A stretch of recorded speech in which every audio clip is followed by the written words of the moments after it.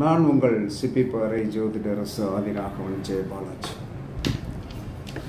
அதாவது ஒரு கட்டத்தில் இருக்கின்ற 9 பாதங்களுக்கு யார் தலைமை அப்படின்னா, ஒரு கட்டத்தில் 1, 2, 3 பாதங்களுக்கு சரஸ்வதி தேவியும்,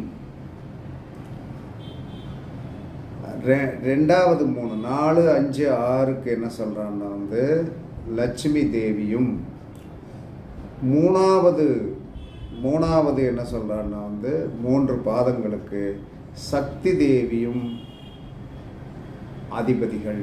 அப்போ முதல் 3 பாதத்திற்கு சரஸ்வதி, 2வது 3 பாதத்திற்கு லட்சுமி, 3வது 3 பாதத்திற்கு என்ன சொன்னா சக்தி. இந்த ரேஷியோவில் தான் நம்ம பிறப்புடைய அந்த பாதத்திற்கு பலம் உண்டு.